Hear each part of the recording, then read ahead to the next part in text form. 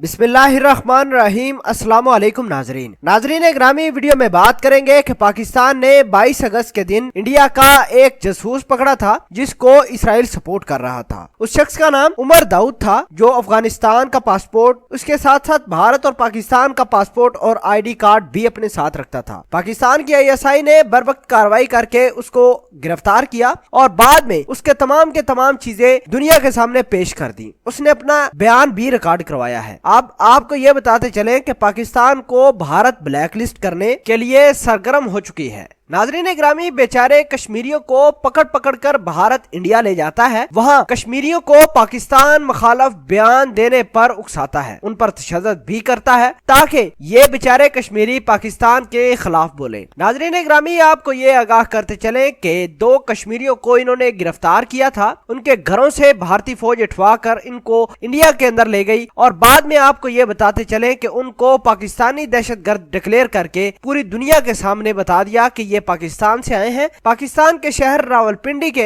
रिहायशी हैं। उनका नाम अजीम और एक का नाम खलील अहमद बताया जा रहा है। अजीम की उम्र 20 साल और खलील की उम्र 36 साल है, जिनको कश्मीर के इलाके बारामूला से गिरफ्तार किया गया। भारतीय फौज और भारतीय पुलिस ने इनको गिरफ्तार करके इंडिया मुंतकिल किया, तशद्दुद किया और अब इनको लश्कर तैयबा के दहशतगर्द बनाकर पूरी दुनिया के सामने पेश कर रहे हैं। नाज़रीन ग्रामी, खुद ही आप बताइए कि क्या पाकिस्तान दहशतगर्दी को प्रमोट कर सकता है? कभी भी नहीं कर सकता। हम तो अमन के बतवाले हैं। इन्होंने पाकिस्तान का नाम बदनाम करने के लिए मुख्तलिफ हथकंडे इस्तेमाल कर रहे हैं। पाकिस्तान की फौज ने पहले ही इनको बताया है कि अगर कश्मीर का मसला सॉल्व ना हुआ तो हम आप पर अटैक कर देंगे। पाकिस्तान ने गौरी का मिसाइल टेस्ट करने के बाद भारतीयों की नींदें भी हराम की थी और इसराइलियों के कोई भी प्लान नहीं चल रहा। नेतन्याहू भी आना चाहते हैं भारत के अंदर और मजीद पाकिस्तान के खिलाफ जितनी भी स्ट्रेटेजिक पोजीशन है भारत की वो वाजिया करनी चाहते हैं। वो अपने साथ वेपन भी लेकर आना चाहते हैं भारत, क्योंकि भारत का तमाम असला तबाह बर्बाद है। वो पाकिस्तान के खिलाफ चल नहीं सकता और पाकिस्तान के साथ ये बातें करते हैं लड़ाई की। अब हुआ कुछ यूं है, मोहम्मद अजीम और खलील अहमद को दहशतगर्द बनाकर पूरी दुनिया के सामने पेश किया जा रहा है भारत की जानब से और इनके जर्नैल भी फेक है और इनका जो पुलिस का चीफ है वो भी फेक बयानात लेकर लोगों को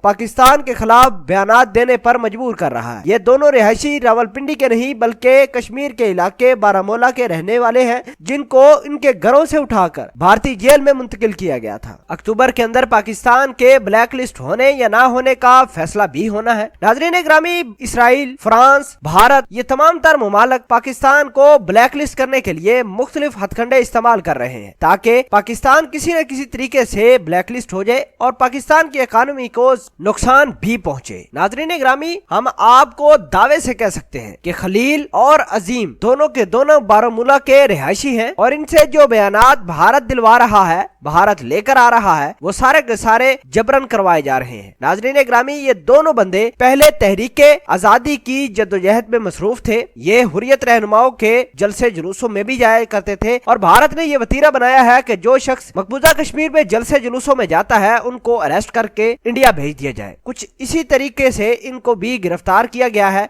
और भारत इनसे पाकिस्तान मुखालफ बयानात ले रहा है। इनका कसूर सिर्फ ये है कि ये पाकिस्तान के चाहने वाले हैं और मुसलमान हैं। इस पूरी खबर के बारे में आप क्या कहते हैं? कमेंट सेक्शन में अपना इजहार ख्याल जरूर पोस्ट कीजिएगा। जज़ाकल्लाह।